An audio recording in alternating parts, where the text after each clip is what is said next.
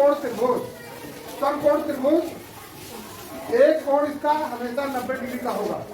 ये कितना भी हो सकता है उसका मतलब नहीं है, लेकिन एक 90 का होगा और इन दोनों का जोड़ 90 होगा। क्योंकि कोई भी त्रिभुज हो, त्रिभुज के तीनों कोणों का मान, तीनों कोणों को जोड़ा जाए तो कितना आएगा? 180। तो वो तो 180 आना है, लेकिन एक 90 रहेगा और दो वो कुछ भी हो सकते हैं, जो भी है ना, उसकी बात अलग है। लेकिन इसका एक प्रमेय होता है, एक नियम होता है, जिसे हम पाइथागोरस प्रमेय कहते हैं। बड़ा आसान सा है, उसको केवल छोटी छोटी चीजें कुछ याद रखो, बस बहुत अच्छे से याद हो जाए। इसमें आगे चल करके जब हाई स्कूल इस तरह का आएगा तब तो तुमको एक भुजा पता हो, दोनों भुजा निकाल दो, तो तुम वहाँ ट्रिग्नोमेट्री एक चलता है, यानी केंद्रीय प्रवृत्ति की मापन, उससे निकल जाएगा। लेकिन यहाँ पर भी आप अगर जो दो भुजाएं पता है तो तीसरी निकाल सकते हो। इसको कर्ण कहते हैं, इसे आधार और इसे लंब।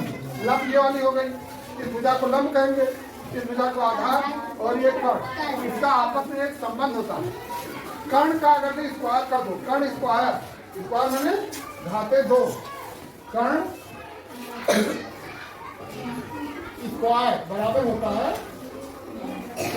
लंब स्क्वायर प्लस आधार स्क्वायर।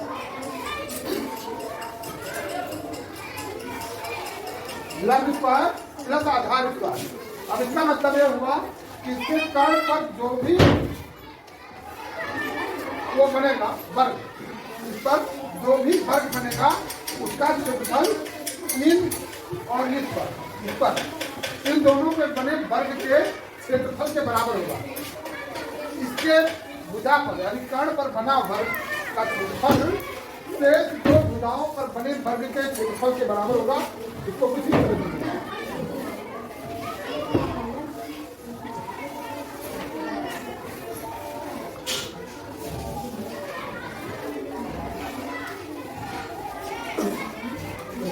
इसका मतलब है ये भुजा इस भुजा के बराबर है, ये चारों भुजाएं, और ये भुजा इस भुजा के बराबर है, और ये भुजा इन भुजा के बराबर है।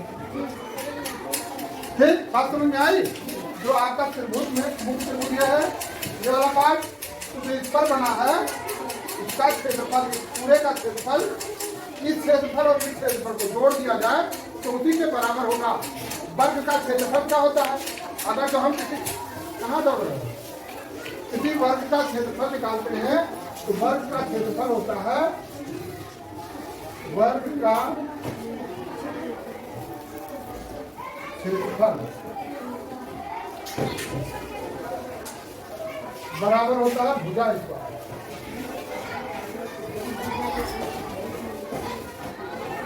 वर्ग का क्षेत्रफल होता है भुजा स्क्वायर। अगर जो ये कर्ण पर बना तो इसकी एक भुजा, क्योंकि वर्ग की सभी भुजाएं बराबर होती हैं,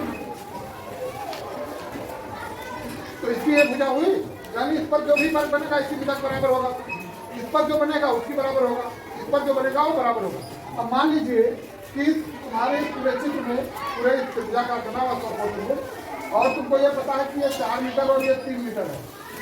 अब कर्ण निकालना है कितना है, तो एक फार्मूला हमने आपको बताया है, क्या बताया?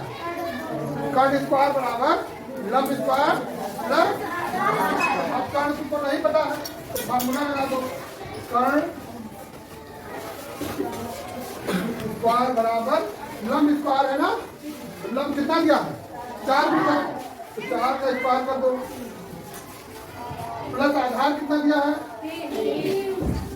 3 का स्क्वायर कर दो। 4 का स्क्वायर करोगे तो क्या होगा? 4 का स्क्वायर का मतलब 4 को 4 से गुणा कर दो तो कितना होगा? 16। 4 दो और 3 का स्क्वायर 3 कितना 9, 16 9 जोड़ो कितना हुआ? 25। तो कर्ण कितना होगा?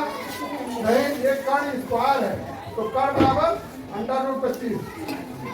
√25 मतलब 5 × 5, 5 × 5 25 होता है ना। तो जब अंडर रूट का एक जोड़ा बन जाए तो एक बाहर कर लो, समीकरण होगा 5 मीटर। समझ में आया? नहीं समझ में आया? देखो समझ में आया? अब अगर इस तरह हम कोई दूसरा सवाल दे तो लगा लोगे? प्रयास तो कर सकते हो, नहीं कर सकते? कर सकते हो।